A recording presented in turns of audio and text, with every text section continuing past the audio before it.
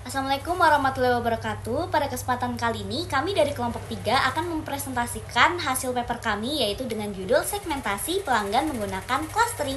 Berikut nama anggota dari kelompok kami.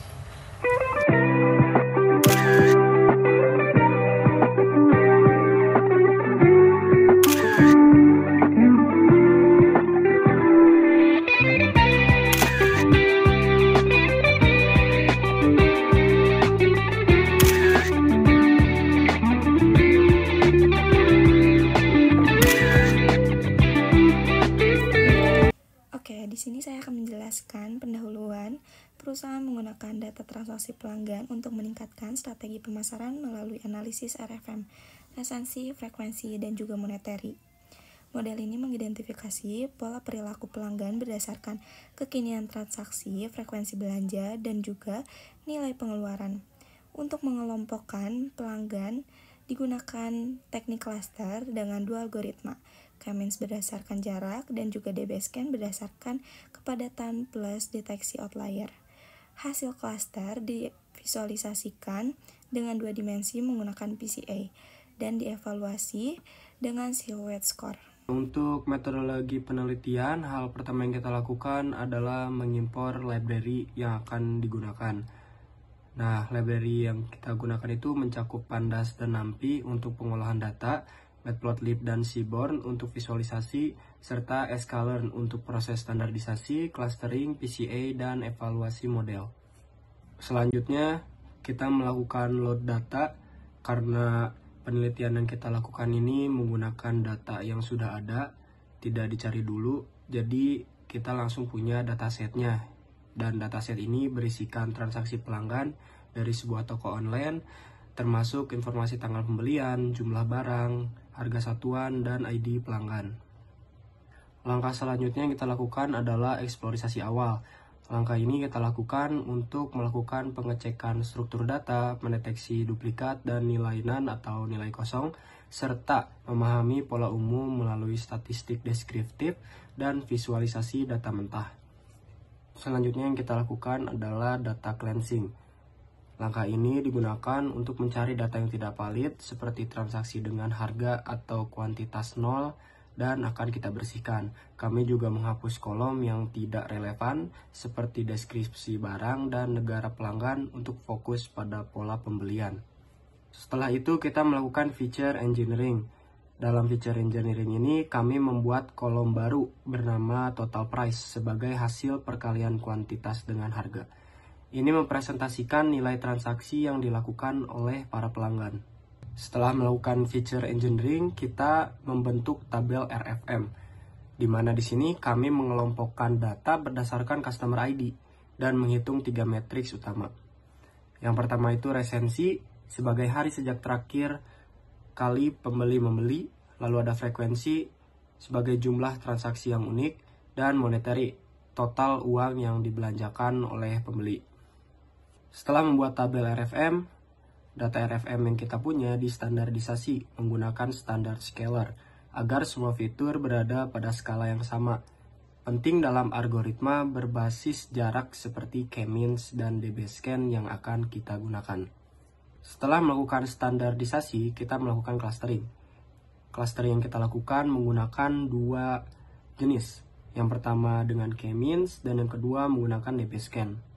Kami menjalankan K-means clustering dengan menguji berbagai jumlah cluster dari 2 hingga 9. Hasilnya dievaluasi menggunakan silhouette score untuk menentukan jumlah cluster terbaik.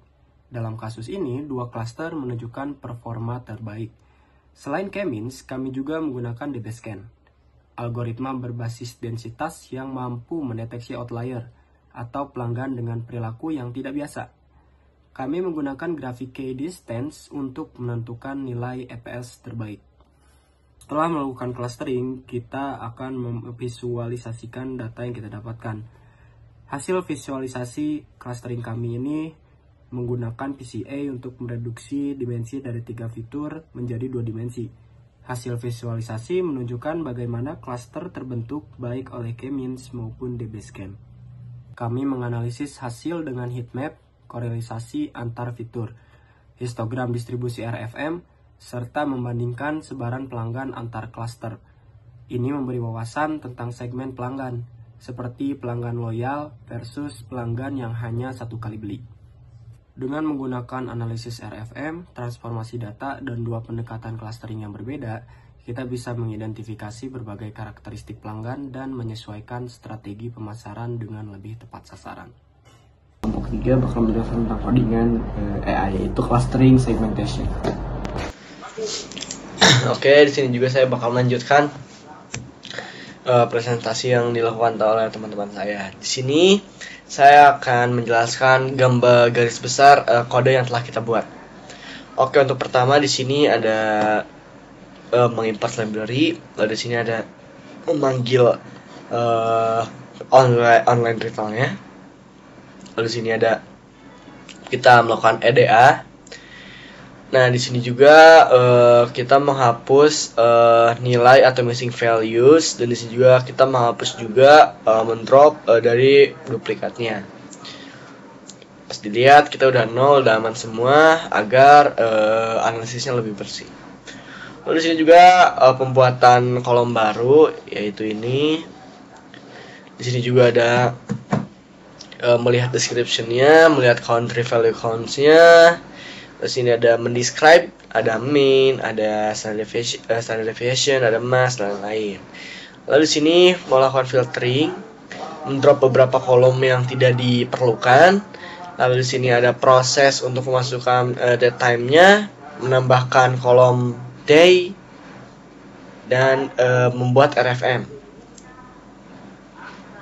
Lalu di sini melihat korelasi antara RFM-nya, adsensi, frekuensi, dan monetary. Lalu ini lebih jelasnya.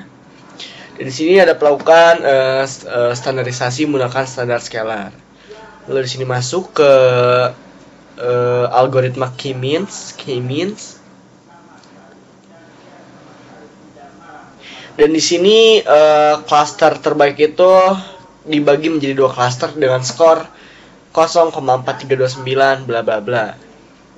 Dan terlihat di grafik juga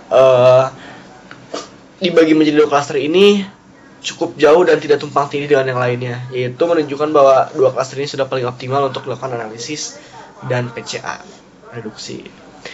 Nah, lalu di sini juga ada PCA-nya. Kita mereduksi RFM ini hasil di grafik ini terbagi jadi dua garis vertikal secara otomatis, yang dimana di sini ada cluster 0 dan cluster 1.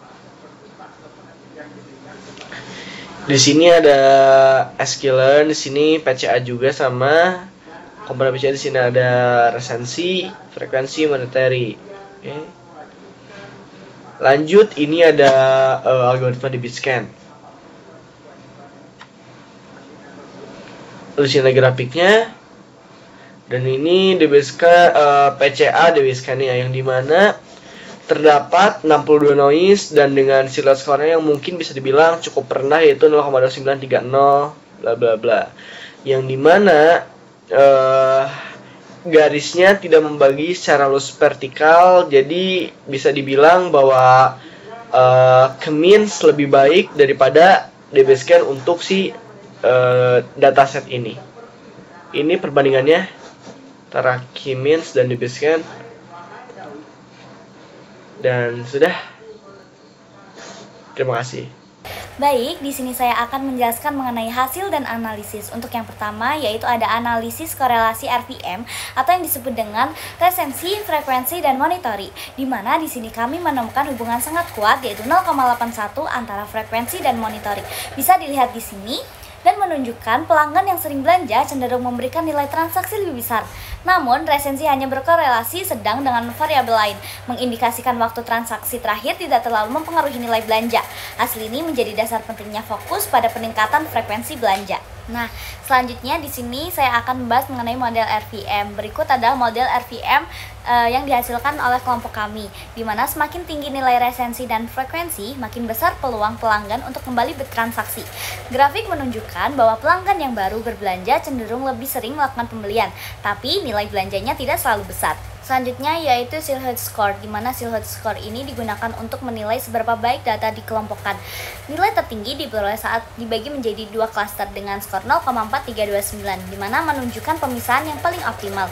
Penambahan klaster justru menurunkan kualitas sehingga dua klaster dipilih sebagai jumlah paling efektif untuk segmentasi RFM. Di sini ada visualisasi PCA di mana menunjukkan perbedaan hasil clustering dari dua algoritma, yaitu DBScan dan K-means. DBScan membentuk cluster yang lebih fleksibel dan bisa mendeteksi outlier, cocok untuk data dengan kepadatan tidak merata. Sedangkan K-means membentuk cluster yang lebih teratur dan seragam, ideal untuk data berdistribusi normal. K-means efektif membedakan pelanggan berdasarkan frekuensi dan nilai belanja, sementara DBScan unggul dalam menemukan outlier bernilai tinggi.